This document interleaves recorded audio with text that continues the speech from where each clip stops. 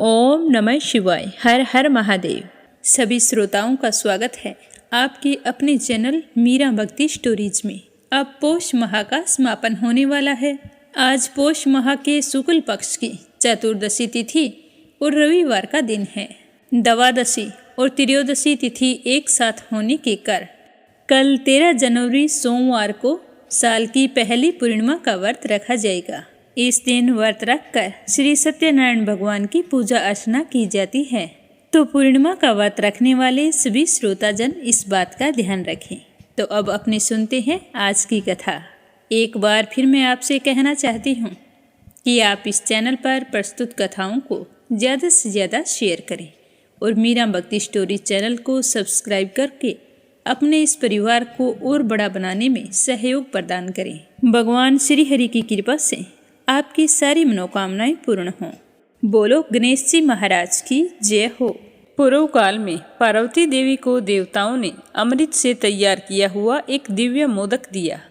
मोदक को देखकर पार्वती के दोनों बालक कार्तिकेय और गणेश जी मांगने लगे। कार्तिकेय कहने लगे कि मोदक मुझे चाहिए और गणेश जी कहने लगा कि मोदक मुझे चाहिए। दोनों आधा आधा बांटने के लिए तैयार नहीं थे। तो पार्वती और शिवजी के सामने यह विकट समस्या खड़ी हो गई। तब माता पार्वती ने मोदक के महत्व का वर्णन करते हुए गणेश जी और कार्तिकेय से कहा कि तुम में से जो धर्म आचरण के द्वारा श्रेष्ठता प्राप्त करके सर्वप्रथम तीर्थों का भ्रमण करके आएगा, उसी को मैं यह मोदक दूंगी। तो माता की ऐसी बातें सुनकर कार्तिकेय तो बहुत ही खुश हुआ और जल्दी से मयूर पर आरूढ़ होकर मुहूर्त भर में ही सब तीर्थों का स्नान कर लिया। इधर गणेश जी का वाहन मूषक होने के कारण वे इतनी जल्दी तीर्थों का स्नान करने में असमर्थ थे। तो काफी देर तक सोच विचार करते हुए वे अपनी जगह से खड़े हुए और श्रद्धापूर्वक माता पिता की परिक्रमा करके पिताजी के सम्मुख खड़े हो गए। यह देखकर माता पार्वती ने कहा कि समस्त तीर्थों में किया हुआ स्नान, संपूर्ण देवताओं को किया हुआ नमस्कार, सब यज्ञों का अनुष्ठान तथा सब प्रकार के व्रत, मंत्र, योग और संयम का पालन, ये सभी साधन माता पिता के पूजन के 16वें अंश के बराबर भी नहीं हो सकते। इसीलिए गणेश सैकड़ों पुत्रों और सैकड़ों गणों से भी बढ़कर है। अतः यह मोदक मैं गणेश जी को ही अर्पण करती हूँ। तो माता पिता की भक्ति के कारण ही प्रत्येक यज्ञ में गणेश भगवान को सबसे पहले याद किया जाता है। अगर कोई याद ना करे तो उसका व्रत पूजा पाठ निष्फल हो जाती है। गणेश गजानन की जय हो। अब अपने सुनते हैं पौष रविवार की कहानी। तो पूरे श्रद्धा भाव से कहिए, भगवान सूर्य नारायण की जय हो। प्राचीन समय की बात है कि एक गांव में एक साहूकार रहता था। उसके कोई संतान नहीं थी। तो संतान ना होने के कारण साहूकार बहुत ही उदास रहता था। एक दिन उसने देखा कि सुबह सवेरे वो बाहर गया तो देखा कि एक किसान अपने खेत में अनाज बोने के लिए जा रहा था। तो जैसे ही किसान की नज़र साहूकार पर पड़ी तो वह उल्टे पांव वापस लौट गया और धीरे धीरे बोल रहा था कि आज तो शगुन अच्छा नहीं हुआ, आज तो फसल बोने का कोई फायदा नहीं है। तो किसान की यह बात साहूकार ने सुनी तो वह तो बहुत ही उदास हो गया और उदास मन से अपने घर वापस लौट गया। घर जाकर चुपचाप बैठ गया। तब साहूकार की पत्नी आई और साहूकार को उदास देखकर कहने लगी कि स्वामी, क्या बात है, आप इस तरह से उदास कैसे बैठे हैं? अभी बाहर गए थे और अभी उल्टे पांव वापस लौट आए, ऐसी क्या बात हो गई? तो साहूकार बड़े ही चिंतित और दीन स्वर में कहने लगा कि आज मैं घर से बाहर गया था तो पड़ोस का किसान खेत में अनाज बोने के लिए जा रहा था। जैसे ही उसकी नज़र मुझ पर पड़ी तो वह तो वापस लौट गया। यह कहता गया कि आज तो शगुन अच्छा नहीं हुआ।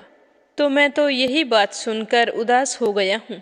सोच रहा हूँ कि अगर मेरी संतान नहीं है तो इसमें मेरी क्या गलती है? तो साहूकार की बात सुनकर साहूकारनी कहने लगी कि तुम्हारी बात सत्य है। आज एक सुबह चिड़िया आई थी, वो भी कह रही थी कि यहाँ पर जब बच्चे ही नहीं हैं तो दाना कहाँ से मिलेगा। यह कहकर वो यहाँ से चली गई। तो अपनी पत्नी से चिड़िया की बात सुनकर साहूकार मन ही मन और दुखी हुआ और कहने लगा कि मैं आज ही वन में तपस्या करने के लिए जा रहा हूँ। भगवान को मुझे दर्शन देकर बताना ही होगा कि मेरी गलती क्या है, मैं संतान सुख से वंचित क्यों हूँ। तो इस तरह निश्चय करके वो वन में चला गया। वहाँ जाकर आराधना करने लगा। आराधना करते करते पूरे 12 वर्ष बीत गए, पर भगवान ने दर्शन नहीं दिए। तो उस साहूकार ने खाना पीना छोड़कर एक पैर पर खड़े होकर कठिन से कठिन तपस्या करनी शुरू कर दी। तो यह देखकर लक्ष्मी माता ने भगवान श्री हरि विष्णु से कहा कि हे स्वामी, यह आदमी कितनी कठिन तपस्या कर रहा है और आप इसे कुछ भी फल प्रदान नहीं कर रहे हैं। तो लक्ष्मी जी की बात सुनकर विष्णु जी कहने लगे कि इसके भाग्य में संतान का सुख नहीं है। तो लक्ष्मी माता ने कहा कि स्वामी, इसकी भक्ति तो देखो, कितना कठोर तप कर रहा है, किसके भाग्य में क्या है और क्या नहीं है। अगर यही सब कुछ होता रहा तो हमें इस दुनिया में कौन मानेगा, क्योंकि व्यक्ति की सच्ची भक्ति ही असंभव को संभव बना सकती है। अगर आज आपने इसकी मनोकामना पूर्ण नहीं की तो हमें कौन मानेगा और कौन हमारी पूजा पाठ करेगा। तो लक्ष्मी माता के इस तरह कहने पर भगवान विष्णु ने एक साधु का रूप धारण किया और साहूकार के सामने वन में चले गए और वहां जाकर साहूकार से कहा कि बेटा, तुम इस निर्जन वन में क्या कर रहे हो? तुम्हारी दशा देखकर तो मुझे लग रहा है कि तुम कितने ही सालों से यहाँ पर हो। अपने शरीर को इस तरह से कष्ट क्यों दे रहे हो? तो साधु बाबा की बात सुनकर साहूकार ने हाथ जोड़कर कहा कि हे साधु बाबा, आपसे कुछ भी अज्ञात नहीं है, आप तो सब कुछ जानने वाले हैं। आप मेरी समस्या का समाधान कीजिए। मेरे कोई संतान नहीं है। संतान न होने के कारण मैं तो अब सुगनी हो गया हूँ। मेरे गांव के लोग मेरा मुंह तक नहीं देखना चाहते। अगर मेरे दर्शन हो जाते हैं तो उस दिन वो कोई कार्य नहीं करते। कहते हैं कि यह तो अधर्म हो गया, बहुत बड़ा अपशुगन हो गया। साधु बाबा, आप ही बताएं कि मैं क्या करूं? पिछले जन्म में मुझसे ऐसे कौन से पाप कर्म हो गए हैं जिसकी सजा मुझे इस जन्म में भुगतनी पड़ रही है। तो साधु बाबा के रूप में आए भगवान श्री हरि विष्णु ने ध्यान लगाकर कहा कि बेटा, तेरे संतान सुख तो नहीं है। अगर तुम सूर्य देव की आराधना करे और पोष रविवार के व्रत करे तो तुम्हें संतान की प्राप्ति अवश्य होगी। इस तरह साधु बाबा ने साहूकार को व्रत की सारी विधि बताकर कहा कि अब तुम अपने घर चले जाओ और घर जाकर सूर्य देव की आराधना करो। तो यह सुनकर साहूकार बहुत ही खुश हुआ और साधु बाबा को बार बार प्रणाम करने लगा। तो भगवान उसे आशीर्वाद देकर वहाँ से चले गए और साहूकार घर आ गया। घर आकर अपनी पत्नी को व्रत के बारे में सब कुछ बताया। तो यह जानकर उसकी पत्नी भी बहुत खुश हुई। फिर दोनों पति पत्नी सूर्य देव की आराधना करने लगे और रविवार के व्रत करने लगे। तो सूर्य देव उसकी आराधना से बहुत ही खुश हुए और एक दिन उसके सामने प्रकट हुए और कहने लगे कि मैं तुम्हारी श्रद्धा भक्ति से बहुत ही प्रसन्न हूँ। तेरे भाग्य में संतान नहीं है, पर मैं आशीर्वाद देता हूँ कि तुम्हारे घर बहुत ही जल्द एक कन्या का जन्म होगा। तो सूर्य देव के आशीर्वाद से 10वें महीने साहूकार के घर एक कन्या ने जन्म लिया। कन्या का जन्म हुआ तो उन दोनों की देखभाल के लिए एक औरत आती। ये हमारे पहले के समय में परंपरा थी कि नहलाने के लिए और मालिश करने के लिए एक औरत रखी जाती थी, जो नामकरण संस्कार होने तक उनकी देखभाल वही किया करती थी। तो जैसे ही वो मालिश वाली औरत उस कन्या के मालिश करने लगी, कन्या एकदम से हंसी तो उसके मुख से हीरे मोती गिरने लगे। तो यह देखकर वो बहुत ही हैरान हुई और सारे हीरे मोती इकट्ठे करके अपने घर ले गई। उसने साहूकार और उसकी पत्नी को हीरे मोती के बारे में कुछ नहीं बताया। 1 महीने बाद में उस कन्या का नामकरण संस्कार हुआ। उसके बाद साहूकारनी ने उस औरत का आना बंद कर दिया, पर उसने हीरे मोती की बात फिर भी नहीं बताई और फिर वह मालिश करने के लिए नहीं आई। दूसरे दिन जब साहूकारनी अपनी बेटी को स्नान करवा रही थी तो उसकी बेटी हंसने लगी और उसके मुख से हीरे मोती गिरने लगे। तो यह देखकर साहूकारनी बड़ी ही हैरान थी। वो सोचने लगी कि भगवान ने हमें इतनी भाग्यशाली कन्या दी है, पर मालिश वाली ने कभी भी इस बात का जिक्र नहीं किया। अब उस कन्या के मुख से गिरे हीरे मोती साहूकार को मिलने लगे, जिससे साहूकार के घर बहुत सारी धन दौलत हो गई। साहूकार की कन्या बहुत ही सुंदर और गुणवान थी। समय के साथ बड़ी हो गई, लेकिन आज भी उसकी पहली हंसी के साथ उसके मुख से हीरे मोती गिरते थे। साहूकारनी ने हीरे मोतियों के बारे में साहूकार को कुछ नहीं बताया था। साहूकार की बेटी नियम से पोष रविवार के व्रत किया करती थी। तो एक दिन साहूकार ने अपनी पत्नी से कहा कि हमारी कन्या विवाह योग्य हो गई है, अब हमें इसका विवाह कर देना चाहिए। तो साहूकारनी कहने लगी कि आप इसका विवाह तो चाहे कर दो, पर मैं तो उठते ही इसका ही मुंह देखती हूँ। ये तो मेरा नियम है। इसके जन्म लेने के बाद में एक भी दिन मैंने अपना नियम नहीं छोड़ा है, तो बाद में मैं अपना नियम धर्म कैसे निभाऊंगी। तो साहूकार ने कहा कि ऐसा कैसे हो सकता है, बेटी का विवाह तो करना ही पड़ेगा। तो साहूकारनी कहने लगी कि क्यों ना हम घर जमाई रख लेते हैं, हमारे धन की तो कोई कमी नहीं है। बेटी के साथ साथ जवाई भी यहीं पर रह लेगा और हम भी अकेले नहीं रहेंगे और मेरा नियम भी चलता रहेगा। तो साहूकार को यह बात जंच गई और उन्होंने एक गरीब सा लड़का देखकर अपनी बेटी की शादी उसके साथ कर दी। और शादी के बाद भी साहूकारनी अपनी बेटी को उठाने के लिए सुबह सवेरे चली जाती। जब वो उठाती तो वह अपनी माँ को देखकर हंसती, तो उसके मुख से हीरे मोती गिरते, तो वो हीरे मोती लेकर वापस आ जाती। परंतु उसके जवाई को यह बात बिल्कुल भी अच्छी नहीं लगी।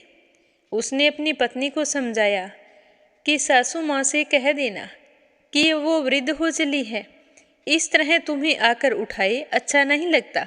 मैं तुम्हें जल्दी उठा दिया करूँगा, तुम उठकर उनके लिए चाय पानी की व्यवस्था कर दिया करो।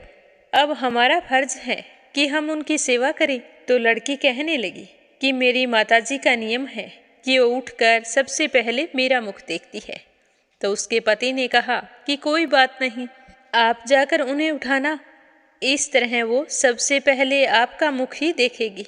तो दूसरे दिन उस लड़की के पति ने उसे जल्दी उठाया।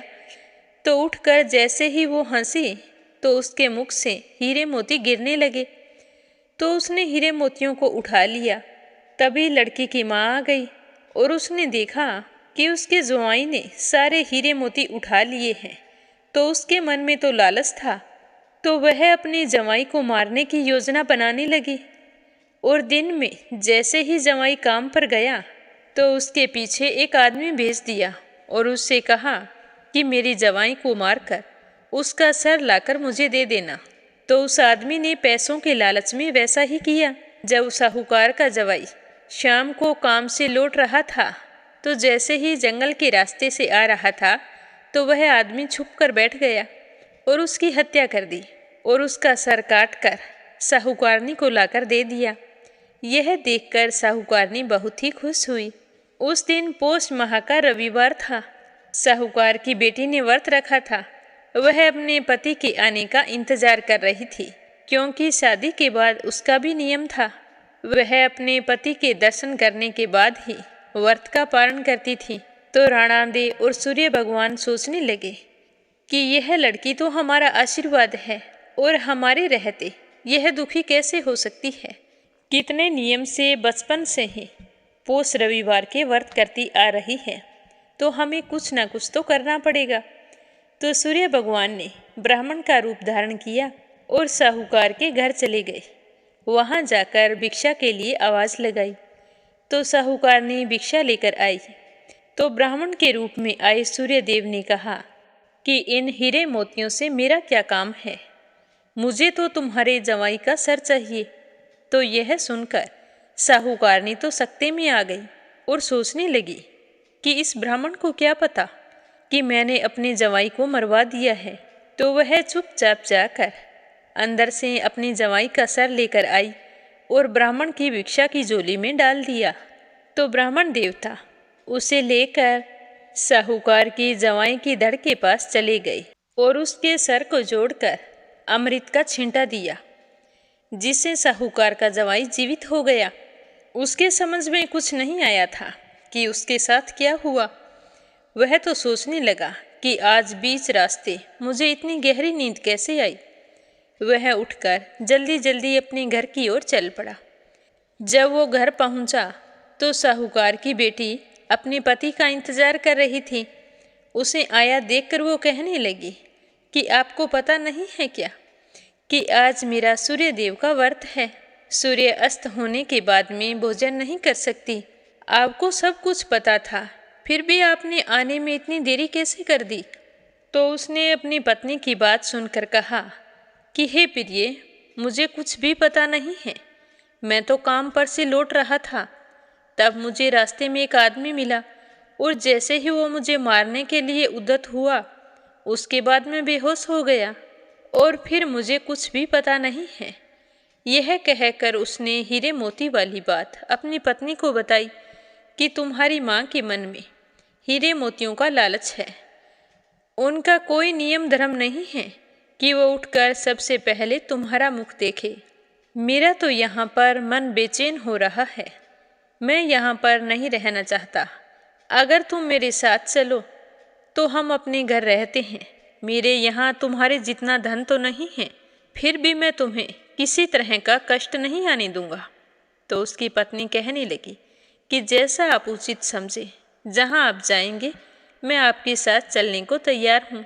तो सुबह होते ही साहूकार की बेटी ने अपने पिताजी से कहा कि पिताजी, मैं अपने पति के साथ उनके घर जाना चाहती हूँ। जब भी तुम्हें जरूरत होगी तो हम आते जाते रहेंगे। तो साहूकार अपनी बेटी के मुख से धर्म और संस्कार की बातें सुनकर बहुत ही खुश हुआ और आशीर्वाद देते हुए कहा कि बेटा, तुम जाओ, जहाँ भी रहो खुश रहो और अपने पति की सेवा करो। तभी उसकी माँ आई। उसे अपने किए पर बड़ा ही पछतावा हो रहा था। वह हाथ जोड़कर अपने जवाई से कहने लगी कि बेटा, मुझसे गलती हो गई, मुझे माफ कर दो। मैंने धन के लालच में यह अपराध किया था, पर मेरी बेटी के सतीत्व ने आज मेरी आंखें खोल दी है। तो सास की बात सुनकर उसके जवाई ने कहा कि कोई बात नहीं माँ जी, मुझे भी तो अपना घर संभालना है।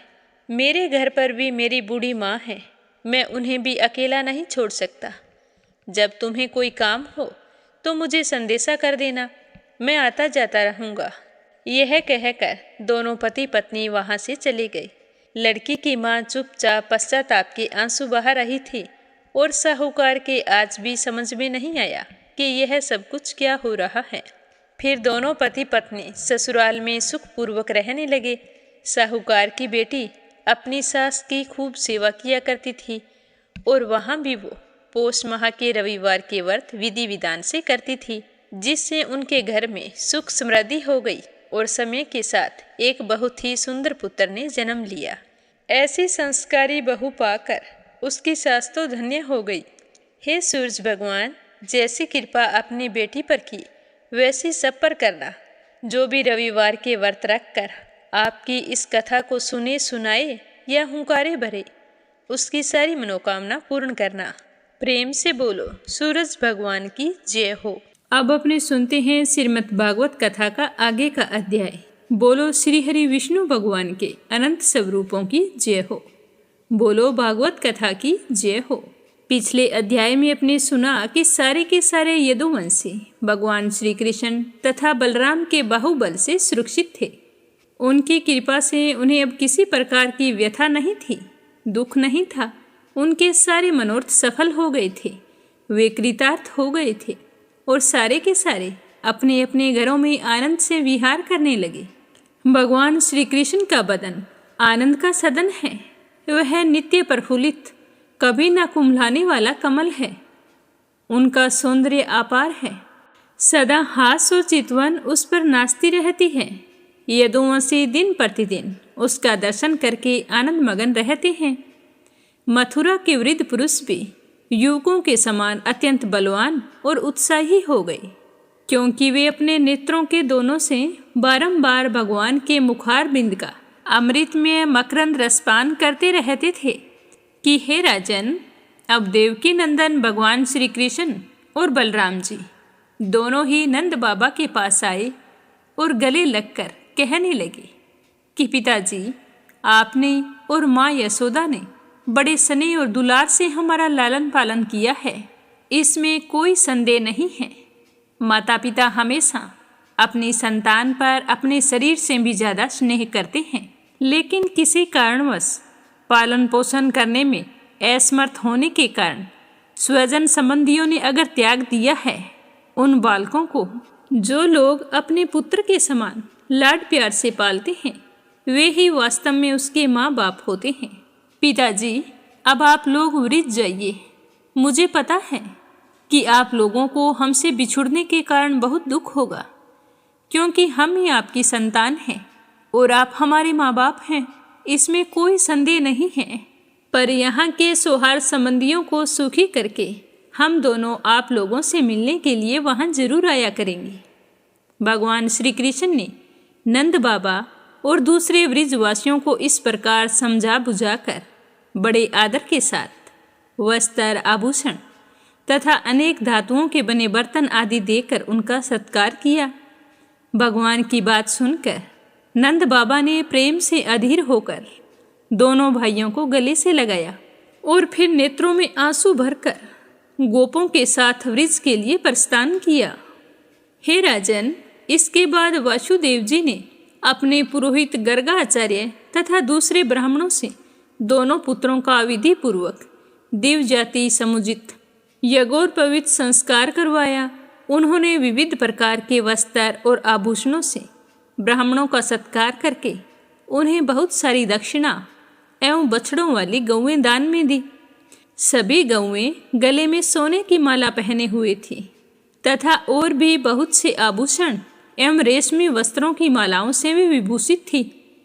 महामती वासुदेव जी ने भगवान श्री कृष्ण और बलराम के जन्म नक्षत्र में जितनी गौएं मन ही मन संकल्प करके दी थी, उन्हें पहले कंस ने अन्याय से छीन लिया था। अब उनका स्मरण करके उन्होंने ब्राह्मणों को फिर से वे गौएं दान में दे दी। इस प्रकार यदुवंश के आचार्य गर्ग जी से संस्कार करवाकर बलराम जी और भगवान श्री कृष्ण द्विजत्व को प्राप्त हुए। उनका ब्रह्मचर्य व्रत तो अखंड था ही, अब उन्होंने गायत्री पूर्वक अध्ययन करने के लिए उसे नियमित स्वीकार कर लिया। श्री कृष्ण और बलराम जगत के एकमात्र स्वामी हैं, सर्वज्ञ हैं। सभी विद्याएं उन्हीं से निकली हैं। उनका निर्मल ज्ञान स्वतः सिद्ध है। फिर भी उन्होंने मनुष्य की सी लीला करके उसे छिपा रखा था, सब चीज़ों से अनजान बनकर रह रहे थे। अब वे दोनों गुरुकुल में निवास करने की इच्छा से काश्यप गोत्री सांदीपनी मुनि के पास गए, जो अवंतीपुर में रहते थे। वे दोनों भाई विधि पूर्वक गुरुजी के पास रहने लगे। उस समय वे बड़े ही सुसंयत, अपनी चेष्टाओं को सर्वथा नियमित रखे हुए थे। गुरुजी तो उनका आदर करते ही थे। भगवान श्री कृष्ण और बलराम जी भी गुरु की उत्तम सेवा कैसे करनी चाहिए, इसका आदर्श लोगों के सामने रखते हुए बड़ी भक्ति से इष्ट देव के समान उनकी सेवा करने लगे। गुरुवर सांदीपनी जी उनके शुद्ध भाव से युक्त सेवा से बहुत ही प्रसन्न हुए। उन्होंने दोनों भाइयों को 6 अंगों और उपनिषदों के सहित संपूर्ण वेदों की शिक्षा दी।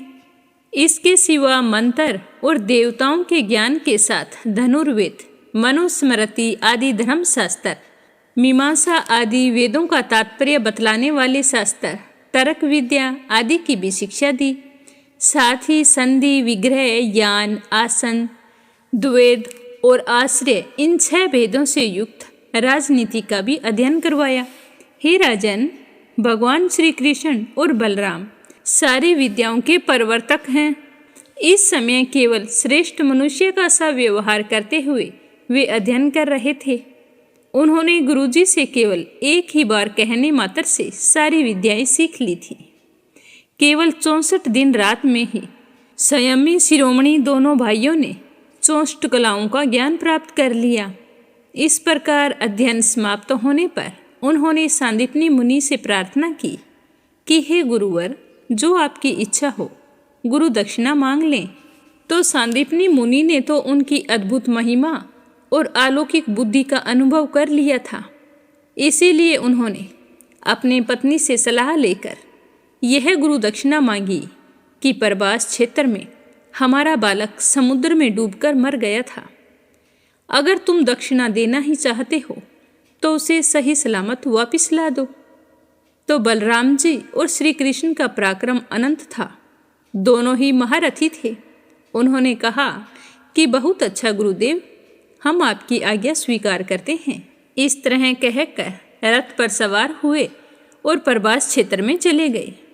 वे समुद्र तट पर जाकर क्षण भर बैठे रहे तो समुद्र ने यह जानकर कि ये साक्षात परमेश्वर है, अनेक प्रकार की पूजा सामग्री लेकर समुद्र उनके सामने उपस्थित हुआ। तो भगवान ने समुद्र से कहा कि समुद्र, तुम यहाँ अपनी बड़ी बड़ी तरंगों से हमारे जिस गुरु पुत्र को बहा कर ले गए थे उसे शीघ्र लाकर हमें दे दो। तो मनुष्य वेशधारी समुद्र ने कहा कि देवादिदेव श्री कृष्ण, मैंने उस बालक को नहीं लिया है। मेरे जल में पंचजन नाम का एक बड़ा भारी दैत्य जाति का असुर शंख के रूप में रहता है, अवश्य उसी ने बालक चुराया होगा। तो समुद्र की बात सुनकर भगवान तुरंत जल में जा घुसे और शंखासुर को मार डाला, परंतु वह बालक उनके पेट में नहीं मिला। तब भगवान उसके शरीर का शंख लेकर वापिस आ गए और रथ पर चढ़कर बलराम जी के साथ यमराज की प्रियपुरी संयमनी में जाकर अपना शंख बजाया। शंख का शब्द सुनकर सारी प्रजा का शासन करने वाले यमराज ने उनका स्वागत किया। भक्ति भाव से भरकर विधि पूर्वक उनकी बहुत बड़ी पूजा की। फिर उन्होंने नम्रता से झुककर समस्त प्राणियों के हृदय में विराजमान सच्चिदानंद स्वरूप भगवान श्री कृष्ण से कहा कि लीला से ही मनुष्य बने हुए सर्वव्यापक परमेश्वर, मैं आप दोनों की क्या सेवा करूं? तो भगवान ने कहा कि यमराज, यहाँ अपने कर्म बंधन के अनुसार मेरा गुरु पुत्र लाया गया है, तुम मेरी आज्ञा स्वीकार करो और उसके कर्म पर ध्यान ना देकर उसे मेरे पास लाओ। तो यमराज ने कहा कि जो आज्ञा भगवान। यह कहकर भगवान का आदेश स्वीकार किया और तुरंत ही उनका गुरु पुत्र लाकर दे दिया। तब यदुवंशी शिरोमणि भगवान श्री कृष्ण और बलराम जी उस बालक को लेकर उज्जैन लौट आए और उसे अपने गुरुदेव को सौंप कर कहा कि हे गुरुदेव, आप और जो कुछ चाहें मांग लें। तो गुरुजी ने खुश होकर कहा कि बेटा, तुम दोनों ने भली भांति गुरु दक्षिणा दी है, अब मुझे और क्या चाहिए। जो व्यक्ति तुम्हारे जैसे पुरुषोत्तमों का गुरु है, उसका कौन सा मनोरथ अधूरा रह सकता है। मैं तुम दोनों से बहुत ही खुश हूँ। मेरा आशीर्वाद तुम्हारे साथ है। अब तुम दोनों अपने घर जाओ। तुम्हें लोगों को पवित्र करने वाली कीर्ति प्राप्त हो। तुम्हारी पढ़ी हुई विद्या इस लोक और परलोक में सदा नवीन बनी रहे, कभी भी विस्मृत ना हो। इस तरह बताते हुए सुखदेव जी कहने लगे कि हे राजन, फिर गुरुजी से आज्ञा लेकर वायु के वेग के समान और मेघ के बादल के समान शब्द वाले रथ पर सवार होकर दोनों भाई मथुरा लौट आए। मथुरा की प्रजा बहुत दिनों तक श्री कृष्ण और बलराम जी को ना देखने से अत्यंत दुखी हो रही थी। अब उन्हें आया हुआ देखकर सब के सब परमानंद में मगन हो गए, मानो खोया हुआ धन मिल गया हो। इस तरह बताते हुए सुखदेव जी कहते हैं कि हे राजन, उद्धव जी वृष्णि वंशियों में एक प्रधान पुरुष थे। वे साक्षात बृहस्पति के शिष्य और परम बुद्धिमान थे। उनकी महिमा के संबंध में इससे बढ़कर और कौन सी बात कही जा सकती है। वे भगवान श्री कृष्ण के प्यारे सखा तथा मंत्री भी थे। एक दिन शरणागतों के सारे दुख हर लेने वाले भगवान श्री कृष्ण ने अपने प्रिय भक्त और एकांत प्रेमी उद्धव जी का हाथ अपने हाथ में लेकर कहा कि सौम्य स्वभाव उद्धव, तुम वृज में जाओ। वहाँ मेरे माता पिता नंद बाबा और यशोदा मैया हैं, उन्हें आनंदित करो। और गोपियाँ मेरे विरह की व्याधि से बहुत ही दुखी हो रही हैं, उन्हें मेरे संदेश सुनाकर उस वेदना से मुक्त करो। प्यारे उद्धव, गोपियों का मन नित्य निरंतर मुझ में ही लगा रहता है। उनके प्राण, उनका जीवन, उनका सर्वस्व मैं ही हूँ। मेरे लिए उन्होंने अपने पिता, पुत्र आदि सभी सगे संबंधियों को छोड़ दिया है और उन्होंने अपनी बुद्धि से मुझे को अपना प्यारा, अपना प्रियतम ही नहीं, अपनी आत्मा मान रखा है। मेरा यह व्रत है कि जो लोग मेरे लिए लौकिक और पारलौकिक धर्मों को छोड़ देते हैं, उनका भरण पोषण मैं स्वयं करता हूँ। मेरे प्रिय उद्धव, मैं उन गोपियों का परम प्रियतम हूँ। मेरे यहाँ चले आने से वे मुझे बहुत दूर समझती है और मेरा स्मरण करके अत्यंत मोहित हो रही है, बार बार मूर्छित हो जाती है। वे मेरे विरह की व्यथा से व्याकुल हो रही है, हर प्रतिक्षण मेरे लिए उत्कंठित होती रहती है। मेरी गोपियाँ, मेरी प्रेयसियाँ इस समय बड़े ही कष्ट और यत्न से अपने प्राणों को किसी प्रकार रख रही हैं। मैंने उनसे कहा था कि मैं आऊँगा, वही उनके जीवन का आधार है उद्धव, और मैं तुम्हें क्या बताऊं, मैं ही उनकी आत्मा हूँ। वे नित्य निरंतर मुझ में ही तन्मय रहती है। तो श्री सुखदेव जी कहते हैं कि हे राजन, जब भगवान श्री कृष्ण ने यह बात कही तब उद्धव जी बड़े आदर से अपने स्वामी का संदेश लेकर रथ पर सवार हुए और नंदगांव के लिए चल पड़े। परम सुंदर उद्धव जी सूर्यास्त के समय नंद बाबा के वृक्ष में पहुंच गए। उस समय जंगल से गौएं लौट रही थी। उनके खुरों के आघात से इतनी धूल उड़ रही थी कि उनका रथ ढक गया। वृक्ष की भूमि में ऋतुमती गौओं के लिए मतवाले सांड आपस में लड़ रहे थे। उनकी गर्जना से सारा वृक्ष गूंज रहा था। थोड़े दिनों की ब्याई हुई गौएं अपने थनों के भार से और बछड़ों के मोह में बंधी अपने बछड़ों की ओर तेजी से दौड़ रही थी। वहां सफेद रंग के बछड़े इधर उधर उछल कूद मचाते हुए बहुत ही भले मालूम होते थे। घर घर से गाय के दूहने की आवाज आ रही थी और बांसुरियों की मधुर टेर से अब भी वृक्ष की अपूर्व शोभा हो रही थी। गोपी और गोप सुंदर सुंदर वस्त्र तथा गहनों से सज धज कर श्री कृष्ण तथा बलराम के मंगलमय चरित्रों का गान कर रहे थे और इस प्रकार वृक्ष की शोभा और भी बढ़ गई थी। गोपों के घरों में अग्नि, सूर्य, अतिथि, गऊ, ब्राह्मण और देवता पितरों की पूजा की हुई थी। धूप की सुगंध चारों ओर फैल रही थी। दीपक जगमगा रहे थे। उनके घरों को पुष्पों से सजाया गया था। ऐसे मनोहर घरों से सारा वृक्ष और भी मनोरम हो रहा था। चारों ओर वन पंक्तियां फूलों से लद रही थी। पक्षी चहक रहे थे और भंवरे गुंजार कर रहे थे। वहाँ जल और स्थल दोनों ही कमलों के वन से शोभायमान थे और हंस, बतख आदि पक्षी वन में विहार कर रहे थे। जब भगवान श्री कृष्ण के प्यारे अनुचर उद्धव जी वृक्ष में आए तब उनसे मिलकर नंद बाबा बहुत ही प्रसन्न हुए। उन्होंने उद्धव जी को गले लगाकर उनका वैसे ही सम्मान किया मानो स्वयं भगवान श्री कृष्ण आ गए हों और उन्हें उत्तम अन्न का भोजन करवाया। भली भांति भोजन कर लेने के पश्चात उद्धव जी जब आराम से पलंग पर बैठ गए तब सेवकों ने पांव दबाकर पंखा जलाकर उनकी थकावट दूर कर दी। तब नंद बाबा ने उनसे पूछा कि परम भाग्यवान उद्धव जी, अब हमारे सखा वासुदेव जी जेल से छूट गए। उनके आत्मीय स्वजन तथा पुत्र आदि उनके साथ हैं, तो इस समय वे सारे कुशल मंगल तो है ना। यह तो बड़े सौभाग्य की बात है कि अपने पापों के फल स्वरूप पापी कंस अपने अनुयायियों के साथ मारा गया, क्योंकि स्वभाव से ही धार्मिक परम साधु यदुवंशियों से सदा द्वेष रखता था।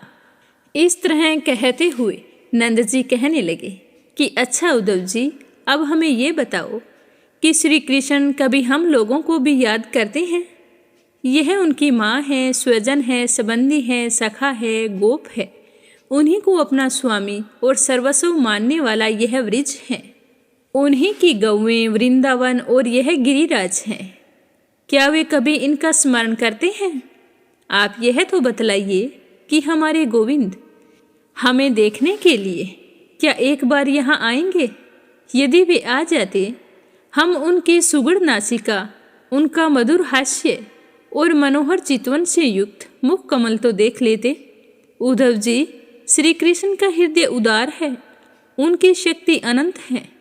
उन्होंने दावानल से, आंधी पानी से, वृषासुर और अजगर आदि अनेकों मत्स्य के निमित्तों से, जिनको टालने का कोई भी उपाय नहीं था, तब उन्होंने हमारी खेल खेल में रक्षा कर दी। एक बार नहीं, अनेकों बार उन्होंने हमारी रक्षा की है।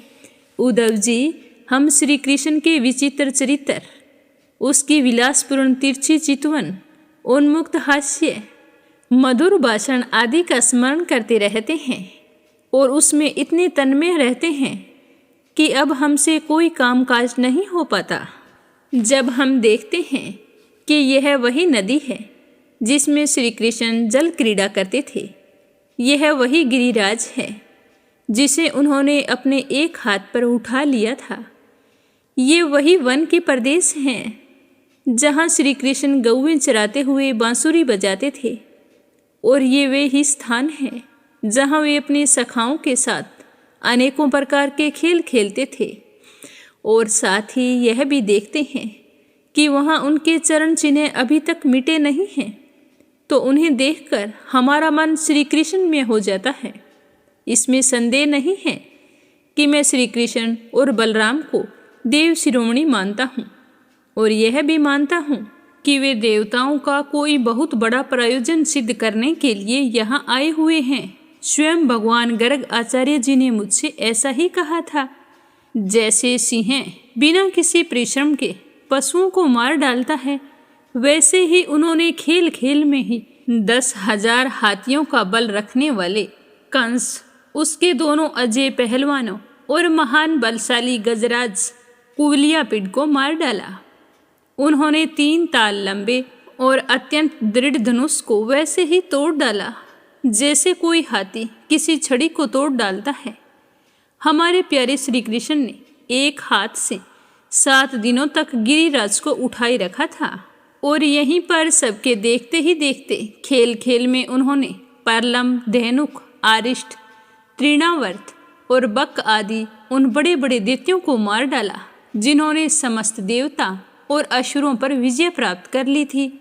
श्री सुखदेव जी बताते हुए कहते हैं कि हे राजन, नंद बाबा का हृदय यूं ही भगवान श्री कृष्ण के अनुराग में रंगा हुआ था, पर जब वे इस प्रकार से उनकी लीलाओं का एक एक करके स्मरण करने लगे तो उनमें प्रेम की बाढ़ आ गई और वे भाव विभोर हो गए, और मिलने की अत्यंत उत्कंठा होने के कारण उनका गला रुंध गया और वे चुप हो गए।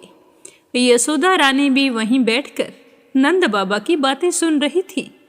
श्री कृष्ण की एक एक लीला सुनकर यशोदा रानी की आंखों से आंसू बहने लगे, तो उद्धव जी नंद बाबा और यशोदा रानी के हृदय में श्री कृष्ण के प्रति कैसा अगाध अनुराग है, यह देखकर आनंद मगन हो गए और उनसे कहने लगे कि हे मानद, इसमें कोई संदेह नहीं है कि आप दोनों समस्त शरीरधारियों में अत्यंत भाग्यवान हैं, सराहना करने योग्य हैं, क्योंकि जो सारे चराचर जगत के बनाने वाले और उसे ज्ञान देने वाले नारायण हैं, उनके प्रति आपके हृदय में ऐसा वात्सल्य स्नेह पुत्र भाव है।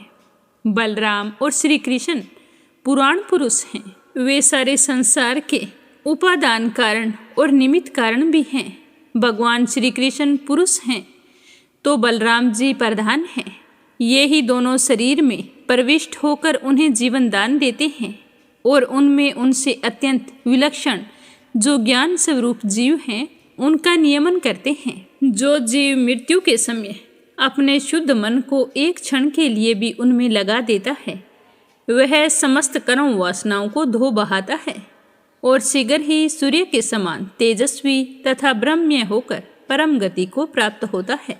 वे भगवान ही जो सबके आत्मा और परम कारण हैं, भक्तों की अभिलाषा पूर्ण करने और पृथ्वी का भार उतारने के लिए मनुष्य का सा शरीर ग्रहण करके प्रकट हुए हैं। उनके प्रति आप दोनों का ऐसा सुदृढ़ वात्सल्य भाव हैं। फिर महात्माओं, आप दोनों के लिए अब कौन सा शुभ कर्म करना शेष रह जाता है? भक्तवत्सल यदुवंश शिरोमणि भगवान श्री कृष्ण थोड़े ही दिनों में वृद्ध जाएंगे और आप दोनों को आनंदित करेंगे। जिस समय उन्होंने समस्त यदुवंशियों के द्रोही कंस को रंगभूमि में मार डाला और आपके पास आकर कहा कि मैं वृज में आऊँगा, तो वे अपने इस कथन को सत्य करेंगे। नंद बाबा और यशोदा जी, आप दोनों परम भाग्यशाली हैं। आप बिल्कुल भी खेद ना करें। आप श्री कृष्ण को अपने पास ही देखेंगे, क्योंकि जैसे काष्ठ में अग्नि सदा ही व्यापक रूप से रहती है, वैसे ही वे समस्त प्राणियों के हृदय में सर्वदा विराजमान रहते हैं। एक शरीर के प्रति अभिमान न होने के कारण ना तो कोई उनका प्रिय है और ना अप्रिय है। वे सब में सबके प्रति समान हैं। इसीलिए उनकी दृष्टि में ना तो कोई उत्तम है और ना कोई अधम है। यहाँ तक कि विषमता का भाव रखने वाला भी उनके लिए विषम नहीं है। न तो उनकी कोई माता है, ना कोई पिता है, ना पत्नी है, ना पुत्र है, ना अपना है, ना पराया है, ना देह है, ना जन्म है। इस लोक में उनका कोई कर्म नहीं है। फिर भी वे साधुओं के परितारण के लिए, लीला करने के लिए देवादि सात्विक, मत्स्य आदि तामस एवं मनुष्य आदि मिश्र योनियों में शरीर धारण करते हैं। भगवान अजन्मा है। उनमें प्राकृत, सतव, रज आदि में से एक भी गुण नहीं है। इस प्रकार इन गुणों से अतीत होने पर भी लीला के लिए खेल खेल में वे सतव, रज और तम इन तीनों गुणों को स्वीकार कर लेते हैं और उनके द्वारा जगत की रचना, पालन और संहार करते हैं। जब बच्चे घुमरी प्रेता खेलने लगते हैं या मनुष्य वेग से चक्कर लगाने लगते हैं, तब उन्हें सारी पृथ्वी घूमती हुई जान पड़ती है। वैसे ही वास्तव में सब कुछ करने वाला चित्त है, परंतु उस चित्त में अहम बुद्धि हो जाने के कारण भ्रमवश उसे आत्मा, अपना, मैं समझ लेने के कारण जीव अपने को कर्ता समझने लगता है। भगवान श्री कृष्ण आप दोनों के ही पुत्र नहीं हैं। वे समस्त प्राणियों के आत्मा, पुत्र, माता पिता और स्वामी भी हैं। बाबा, जो देखा या सुना जाता है वह चाहे भूत से संबंध रखता हो, वर्तमान से अथवा भविष्य से, स्थावर हो या जंगम हो, महान हो अथवा अल्प हो, ऐसी कोई वस्तु नहीं है जो भगवान श्री कृष्ण से पृथक हो। बाबा, श्री कृष्ण के अतिरिक्त कोई ऐसी वस्तु नहीं है जिसे वस्तु कह सकें। वास्तव में सब वे ही हैं, वे ही परमार्थ सत्य हैं। हे राजन, भगवान श्री कृष्ण के सखा उद्धव और नंद बाबा इसी प्रकार आपस में बातें कर रहे थे और पूरी रात बीत गई। जब उजाला होने वाला था तो गोपियां उठी और उन्होंने दीपक जलाकर घर की दहलीजों पर वास्तुदेव का पूजन किया, अपने घरों को झाड़ बुहार कर साफ किया, फिर दही मथने लगी। गोपियों की कलाइयों में कंगन शोभायमान हो रहे थे। बिलोना करते समय वो रस्सी खींचती तो वो बहुत ही भली मालूम हो रही थी। उनके निस्तंभ गले के हार हिल रहे थे, कानों के कुंडल हिल हिल कर उनके कुमकुम मंडित कपोलों की ललीमा बढ़ा रहे थे। उनके आभूषण की मणियाँ दीपक की ज्योति से और भी जगमग जगमग कर रही थी और वे इस प्रकार से अत्यंत शोभा से संपन्न होकर दही बिलो रही थी। उस समय गोपियाँ कमल नयन भगवान श्री कृष्ण के मंगलमय चरित्रों का गान कर रही थी। उनका वह संगीत दही बिलोने की ध्वनि से मिलकर और भी अद्भुत हो गया तथा स्वर्ग लोक तक जा पहुंचा, जिसकी स्वर लहरी सब ओर फैलकर दिशाओं का अमंगल मिटा देती है। जब भगवान भुवन भास्कर का उदय हुआ तब वृजवांगनाओं ने देखा कि नंद बाबा के दरवाजे पर एक सोने का रथ खड़ा है, तो वे एक दूसरी से पूछने लगी कि सखी, यह रथ किसका है? तो एक गोपी बोली कि कंस का प्रयोजन सिद्ध करने वाला अक्रूर कहीं फिर तो नहीं आ गया, जो कमल नयन प्यारे श्याम सुंदर को यहाँ से मथुरा ले गया था। तभी दूसरी गोपी कहने लगी कि अब अक्रूर जी यहाँ पर क्यों आएगा? अब क्या हमें वहाँ ले जाकर अपने मरे हुए स्वामी कंस का पिंडदान करेगा। अब यहाँ उसके आने का और कोई प्रयोजन नहीं हो सकता। वृजवासियां स्त्रियां इस प्रकार से आपस में बातचीत कर रही थी कि उसी समय नित्य क्रम से निवृत्त होकर उद्धव जी आ पहुँचे। इस तरह बताते हुए सुखदेव जी कहने लगे कि हे राजन, गोपियों ने देखा कि श्री कृष्ण के सेवक उद्धव जी की आकृति और वेशभूषा श्री कृष्ण से मिलती जुलती है। घुटनों तक लंबी लंबी भुजाएं, नूतन कमल दल के समान कोमल नेत्र, शरीर पर पीतांबर धारण किए हुए, गले में कमल पुष्पों की माला है, कानों में मणि जटित कुंडल झलक रहे हैं और मुखार बिंद अत्यंत प्रफुल्लित है। पवित्र मुस्कान वाली गोपियों ने आपस में कहा कि यह पुरुष देखने में तो बहुत सुंदर है, परंतु यह है कौन, कहाँ से आया है, किसका दूत है? इसने श्री कृष्ण के जैसी वेशभूषा क्यों धारण कर रखी है? सब की सब गोपियाँ उनका परिचय प्राप्त करने के लिए अत्यंत उत्सुक हो गई और उनमें से बहुत सी पवित्र कीर्ति भगवान श्री कृष्ण के चमल कमलों के आश्रित तथा उनके सेवक सखा उद्धव जी को चारों ओर से घेर कर खड़ी हो गई। जब उन्हें यह मालूम हुआ कि ये तो रमा रमण भगवान श्री कृष्ण का संदेश लेकर आए हैं, तो उन्होंने विनय से झुककर शैलज हास्य चित्तवाणी और मधुर वाणी आदि से उद्धव जी का अत्यंत सत्कार किया और एकांत में आसन पर बैठाकर उनसे इस प्रकार कहने लगी कि उद्धव जी, हम जानती हैं कि आप यदुनाथ के पार्षद हैं, उन्हीं का संदेश लेकर यहाँ पधारे हैं। आपके स्वामी ने अपने माता पिता को सुख देने के लिए आपको यहाँ भेजा है, अन्यथा हमें तो अब इस नंद गांव में गौओं के रहने की जगह में उनके स्मरण करने योग्य कोई भी वस्तु दिखाई नहीं पड़ती। माता पिता आदि सगे संबंधियों का स्नेह बंधन तो बड़े बड़े ऋषि मुनि भी बड़ी कठिनाई से छोड़ पाते हैं। दूसरों के साथ जो प्रेम संबंध का स्वांग किया जाता है वह तो किसी न किसी स्वार्थ के लिए होता है। भंवरों का पुष्पों से और पुरुषों का स्त्रियों से ऐसा ही स्वार्थ का प्रेम संबंध होता है। जब वेश्या समझती है कि मेरे यहाँ आने वाले के पास धन नहीं है, तब वह उसे धत्ता बता देती है। जब प्रजा देखती है कि यह राजा हमारी रक्षा नहीं कर सकता, तब वह उसका साथ छोड़ देती है। अध्ययन समाप्त हो जाने पर कितने शिष्य अपने आचार्यों की सेवा करते हैं। यज्ञ की दक्षिणा मिली कि ऋत्विज लोग चलते बने।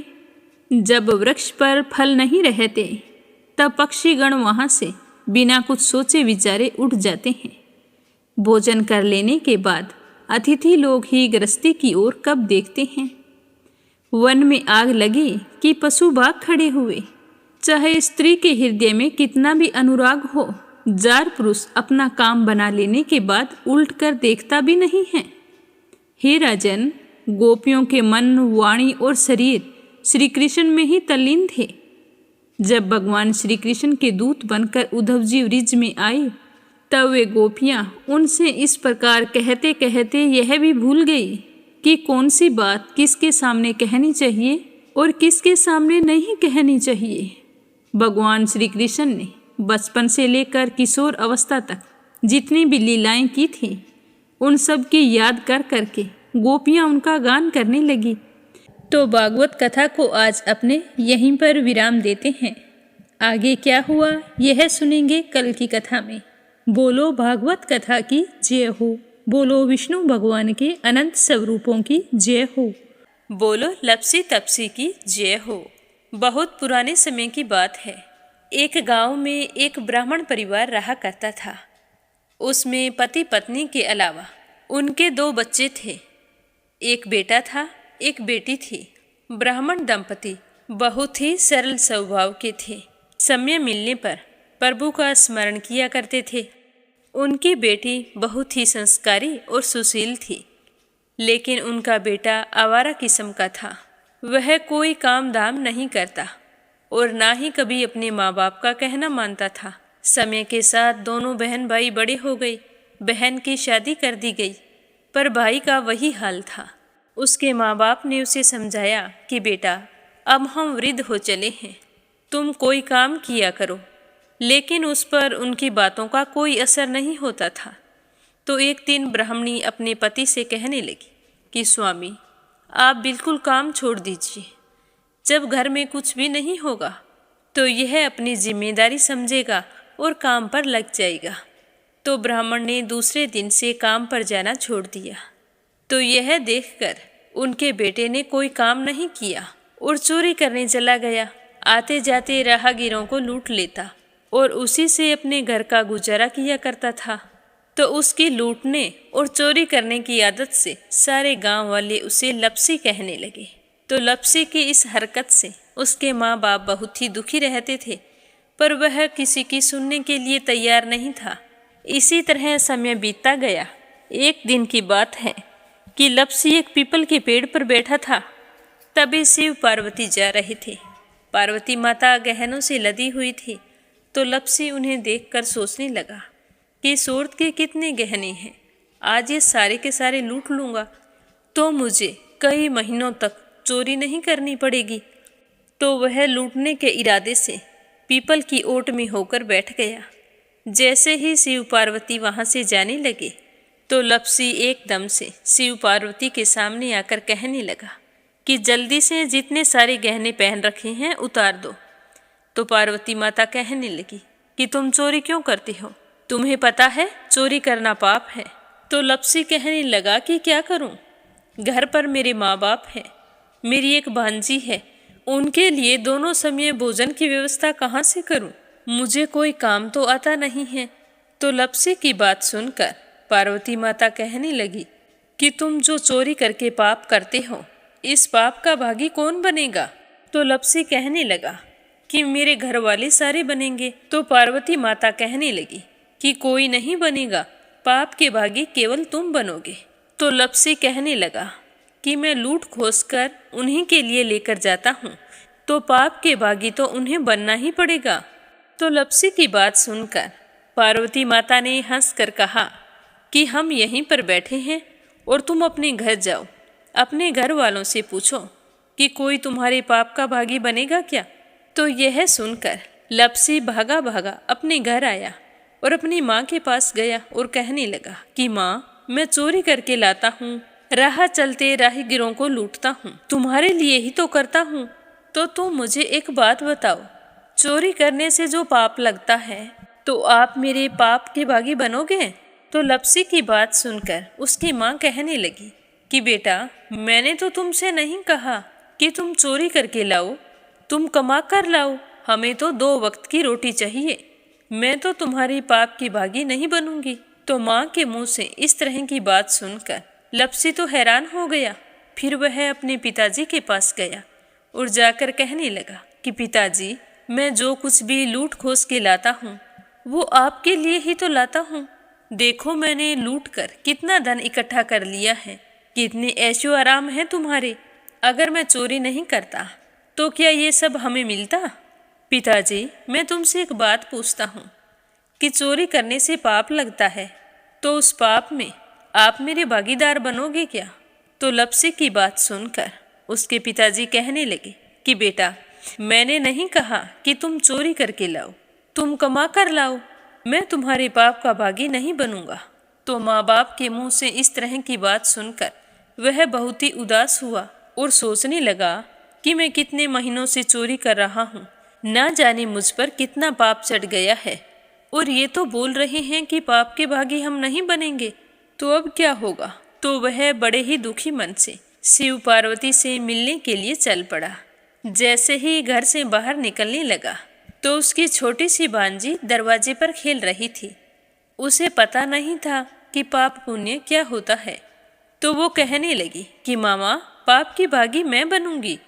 तो उसके इस तरह कहते ही लपसी ने उसे गोद में उठाया और चल पड़ा।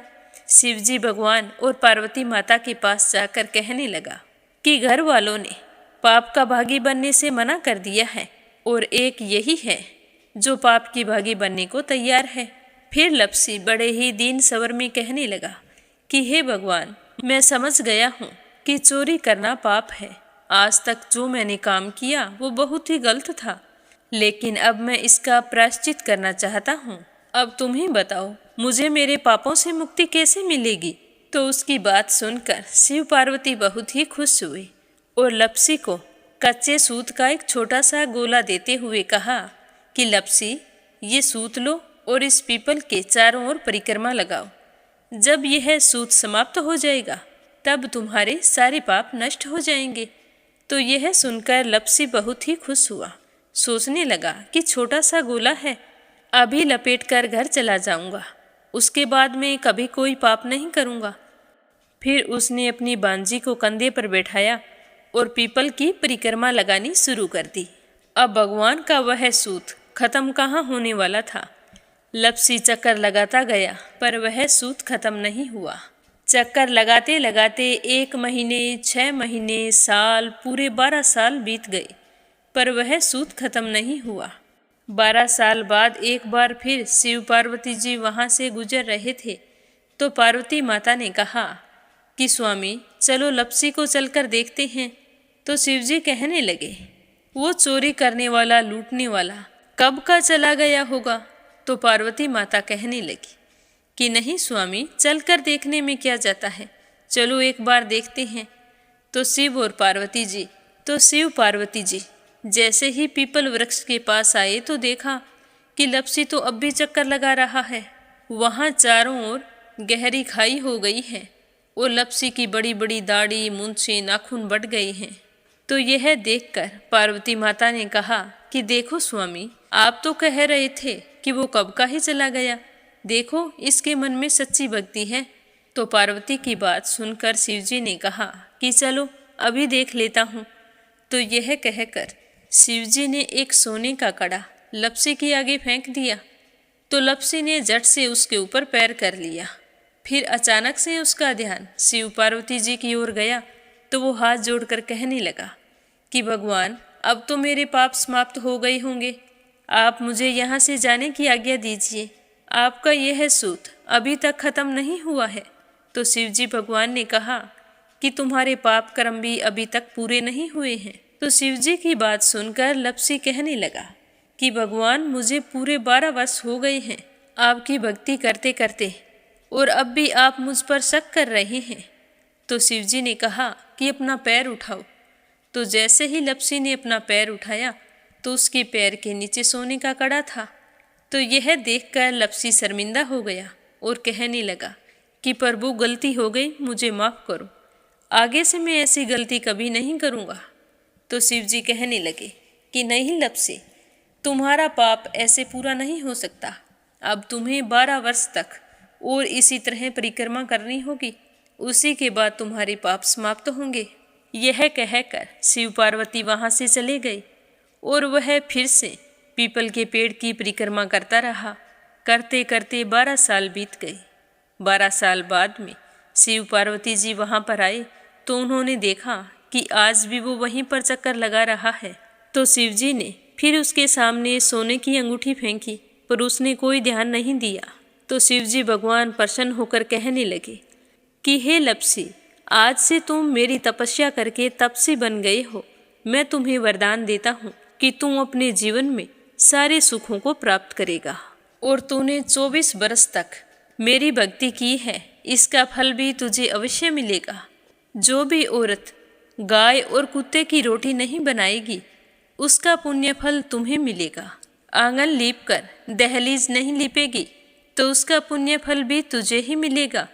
अगर हमारे घर की बहन बेटी को हम सूट, तीवल या साड़ी भेंट स्वरूप देते हैं तो साथ में मोली का धागा और कुछ रुपये नहीं देंगे तो उसका पुण्य फल भी तुम्हें ही मिलेगा। अगर कोई दिए से दिया जलाएगा तो उसका पुण्य फल भी तुम्हें ही मिलेगा। अगर व्रत और पूजा पाठ में सारी कहानी सुन ले और तुम्हारी कहानी ना सुने तो उसका पुण्य फल भी तुम्हें ही मिलेगा। कहा जाता है कि तभी से सुबह पहली रोटी गाय की और सुबह की अंतिम रोटी छोटी बनाई जाती है और शाम को अंतिम रोटी बड़ी बनाई जाती है जो कुत्ते की होती है। और दिए से दिया भी नहीं जलाया जाता और घर की बहन बेटियों को सूट और तीवल के साथ भेंट स्वरूप कुछ रुपए भी जरूर दिए जाते हैं। और उसी दिन से हर व्रत कथा के बाद में लप्सी तप्सी की कहानी जरूर सुनी जाती है और कथा समाप्त होने पर कहा जाता है कि लपसी का फल लपसी को मिले, तपसी का फल तपसी को मिले। हमारी पूजा पाठ का, हमारे व्रत का और हमारी कहानी का पुण्य फल हमें मिले।